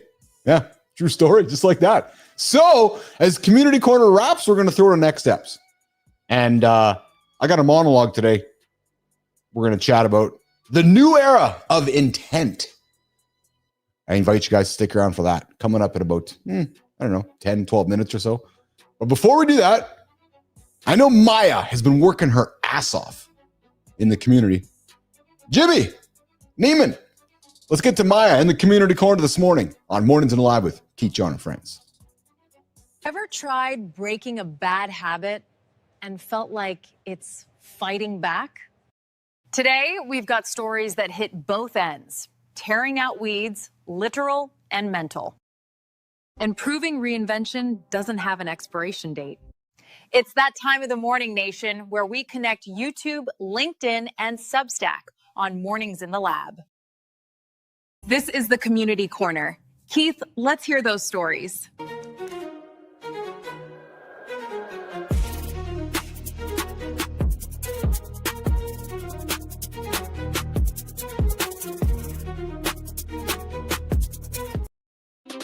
Thank you, Maya. Maya Reyes joining us all the way from parts unknown, as they would say in wrestling. Right, Dr. John Petricelli, coming from parts unknown, The Undertaker. All right, guys, we're going to kick off the community corner here on YouTube, one fire at a time. The Habit Cleanse SCMC shared a new perspective on bad habits. Yeah. He argues that breaking the habits holding you back is less about discipline and more about direction, and goes on to say that most people try to fix everything at once. I got to admit, I've been that guy. Got to solve it all right now. Boom. Failed at everything. In my experience, here's how it goes. I got to fix my diet. I got to fix my sleep. I got to fix my phone. Got to fix my fitness. I got to fix my relationship. I'm doing it all right now before the next 24 hours. Doom, boom. And then it doesn't work. Wow. As we know, that is a recipe for burnout. You can't fight 10 fires at once. You can pick one, you can master it. Then you move on. 1, master, move on. 2, master, move on. 3, master, move on. SMC also talks about realistic expectations, like accepting that resistance is part of the deal. I'm going to invite you to think that failure is part of the journey. Because growth will hurt. If it's uncomfortable, you're in the right spot. Don't mistake pain for failure. It's just feedback. Finally, as this YouTube creator says, and most importantly, you have to adapt fast. If your plan stops working, I got an invitation for you. Adjust it. Don't abandon it, adjust in it. Because progress doesn't mean perfection. It means movement. All right, let's move over to Substack, the platform with the orange logo. Your best chapter might start at 60. Holy shit, man. Nation, the lights are bright in front of us because Sean Bay writes that life doesn't peak at 30. Oh, baby, it compounds. In Sean's Substack, he says, why your best chapter might start until 60. He completely flips the midlife narrative using Jung's psychology and the hero's journey. He shows that transformation doesn't stop, it evolves, but only if you stay transformable. Think about it, nation. In your 20s, figuring shit out, research. In your 30s, you're grinding. Maybe you're finding gratitude. You're revealing things that matter. Midlife, you're fucking around and you're going for a 20-year-old. Oh, wait a minute. We learned yesterday that's not how it works. Midlife, integration and clarity. In your 50s, takes you 4 hours to go for a piss. Yeah. Oh, that's not part of the words either. Beyond that, you got freedom to invent. So think Grandma Moses painting her first masterpiece in her 70s. Or think about the 96-year-old dude we had on the show a couple weeks ago in the video saying, got to keep learning. You got to keep curious. Because as the saying goes, baby, this is an old cliche. Growing up is inevitable. But growing old? It's up to you. True story. It's optional. Yeah. Stay on LinkedIn. LinkedIn? Yep. The brain is the engine as Craig Brocky brings the science and the wake-up call. True story. Brocky says, LinkedIn that most people guard their wallets better than their brains. His post breaks down it brilliantly. Oxygenate with deep breathing. Mineralize with quality electrolytes. Fuel up with omega-3s. Neglecting that brain is like skipping oil changes in a race car. You won't notice until you seize up. Yeah. So what's the one thing you do daily? What's the one thing you do daily to challenge your mind? I'd love to hear from you. Drop it in the comments. We got Mike Sullivan dropping a comment saying, if one does Asian deep squats, it can help urinate less, helps with the knee stability too. Thanks for the notes, Sully. I'll do some before I go to bed tonight so I can piss faster. Yeah, there you go. All right, Maya. How are we closing this segment out there, kid? Whether you're clearing bad habits, feeding your brain, or rewriting your next chapter, it all points to one truth. Growth doesn't happen by accident. You've got to clear the clutter, fuel right, and keep evolving. If you want your story featured on Mornings in the Lab Community Corner, follow us on LinkedIn, Substack, and YouTube.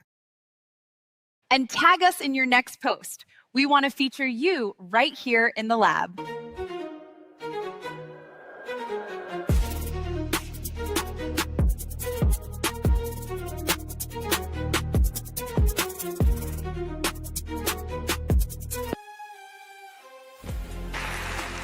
Have you ever watched someone build something massive while everyone else was still figuring out the basics?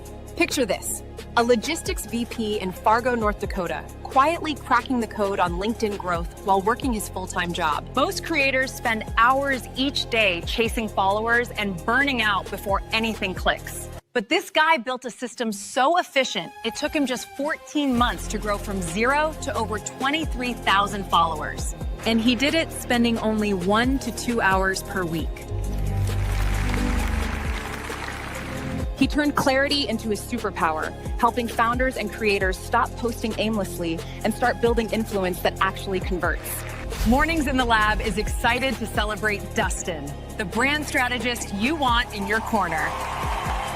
Follow Dustin and discover how to turn your LinkedIn presence into a lead-generating machine. Mistakes live in the lab. Hey, we celebrated, Dustin. Nation.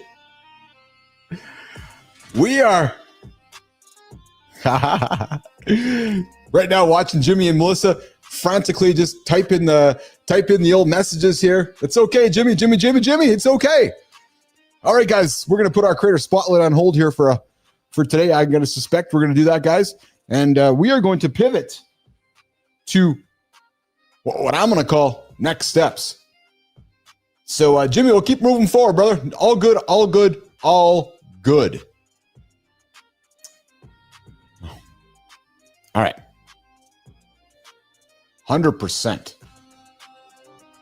All right, so I am going to boom. Yep, blame Jimmy. True story.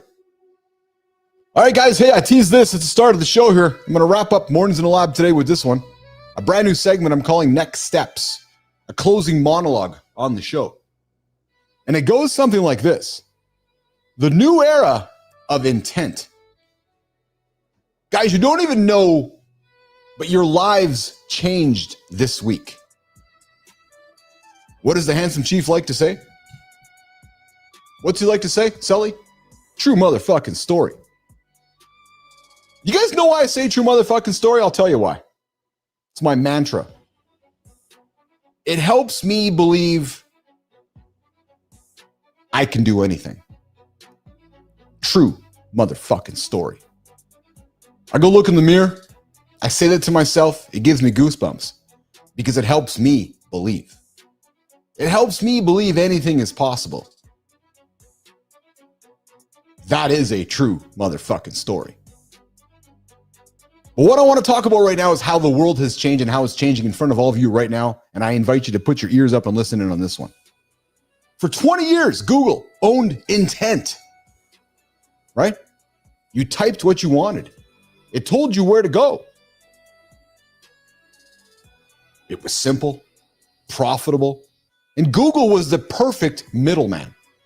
And if you knew how to play their game, ads, SEO, backlinks, you could build an absolute empire. But guys, that era, over, done, gone. You don't even know it yet, but it's happening in front of you. Why?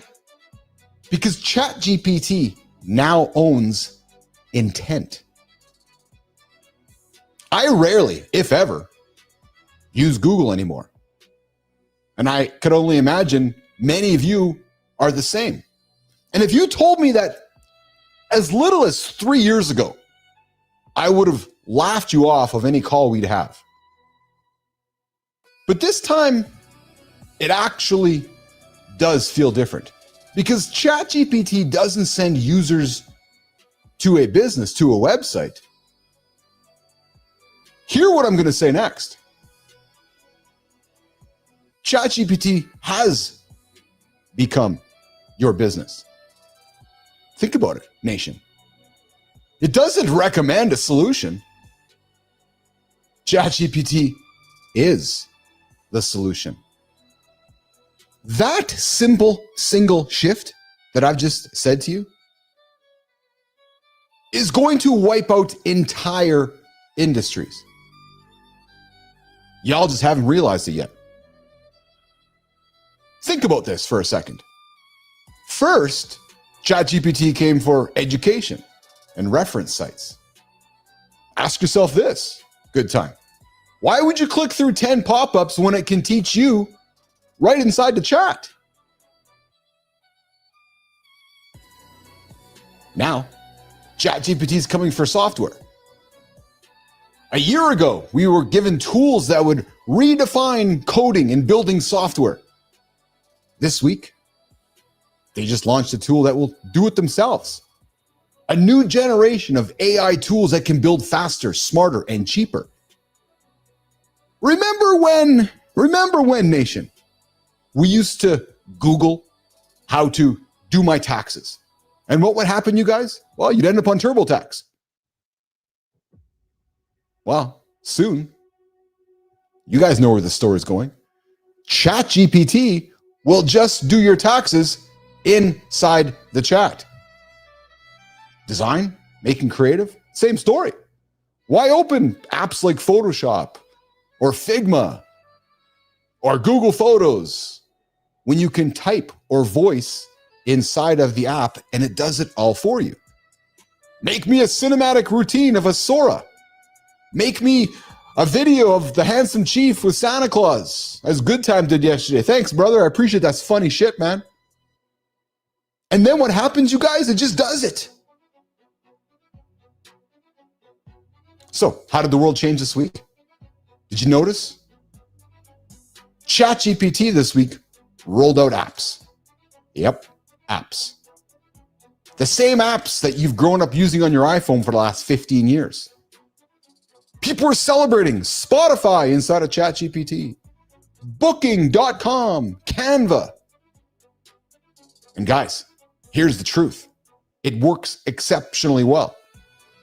How do I know? I did it myself today, this morning, before the show. Good time, ears up. I'm heading to Saskatchewan again this weekend with my folks to see Carter play some hockey. So what did I do? I booked a hotel. I booked a car rental. And guess what? I didn't use Google. I didn't use any other website. ChatGPT did it all for me inside of ChatGPT with the apps. So, as you look to the future, within the next 3 to 5 years, most of these apps that we suspect we are building or using are all going to be inside of ChatGPT. Because the new competition isn't human. It's actually compute.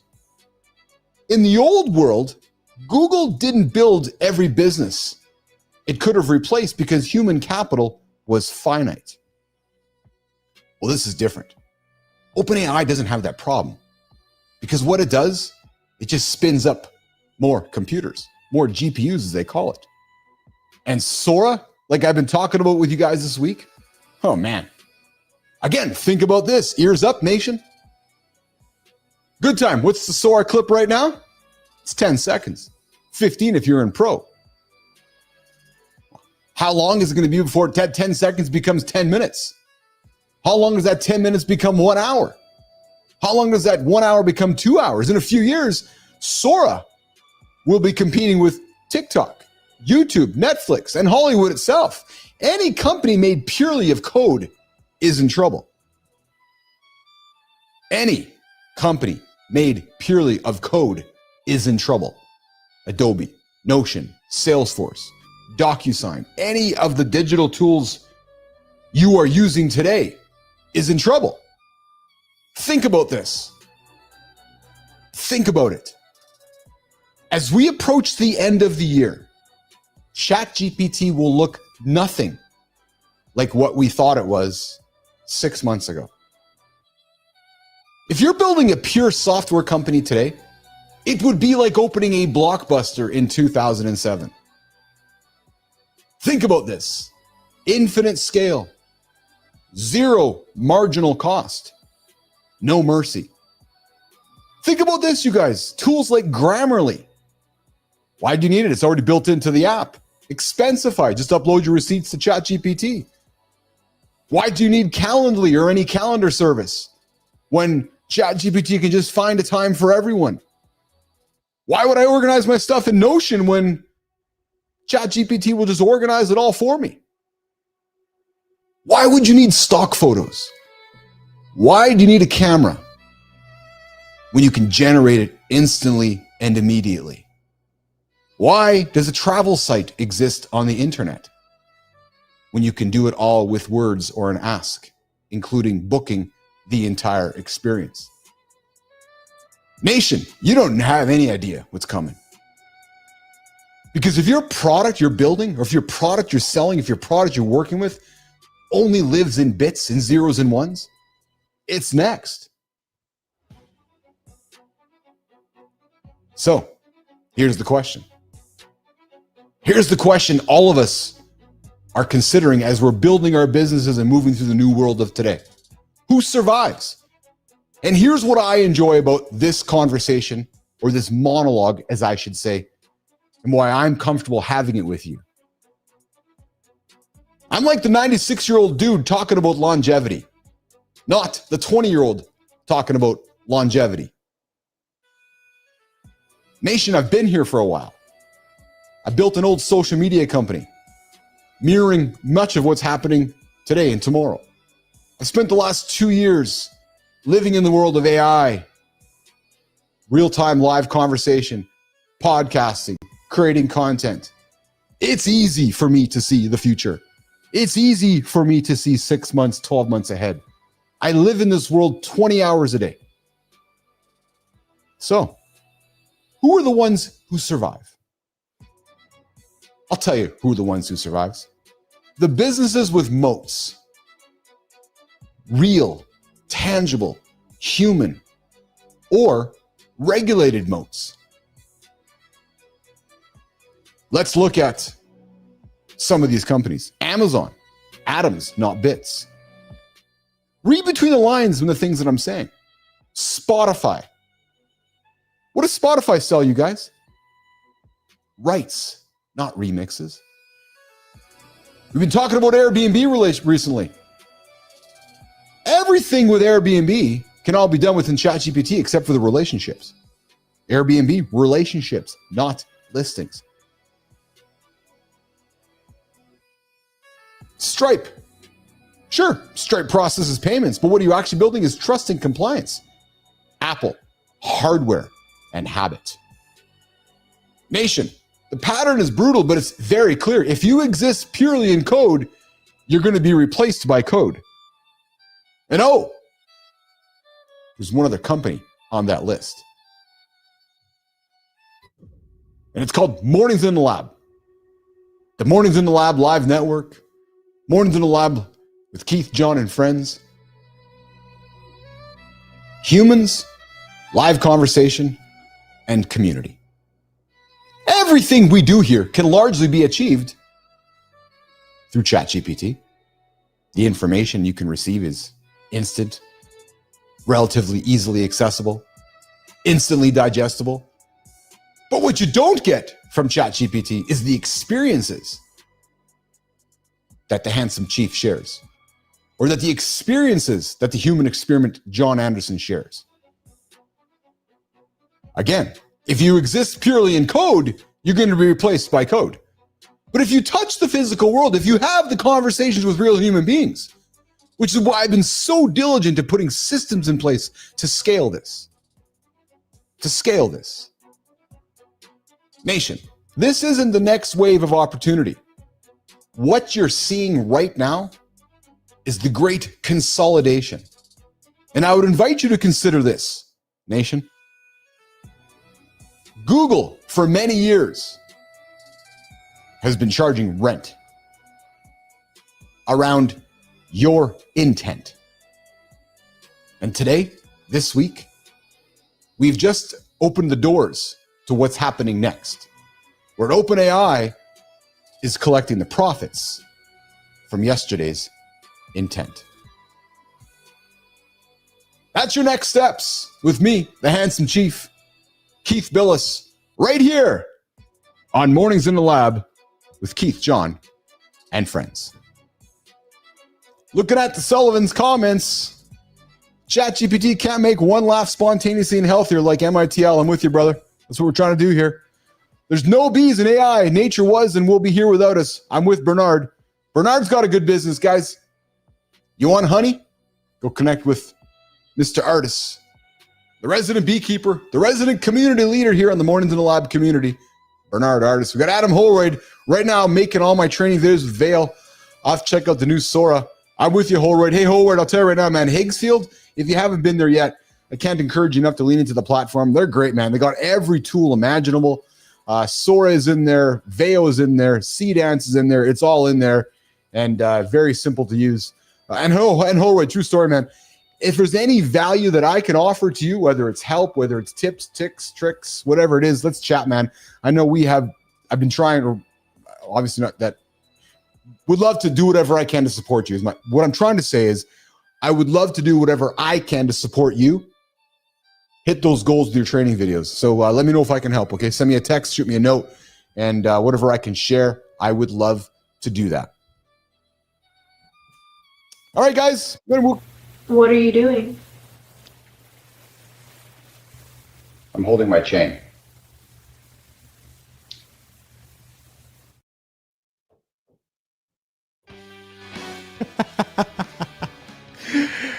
You know, we'll get better at that. I like that.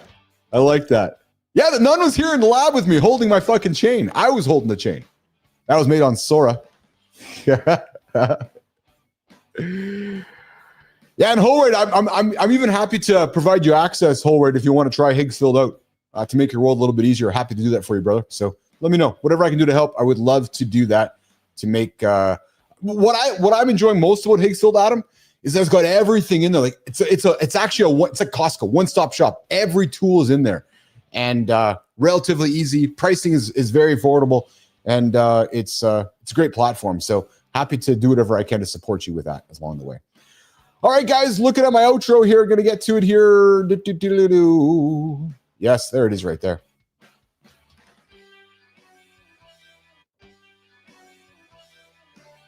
Guys, this morning, we kicked things off inside the morning loop. We dug into the bizarre truth behind why we call psychiatrists shrinks. And then we cut the fake news of health hacks that do more harm than being. Hour two, we got real about systems. We talked about how to win any conversation.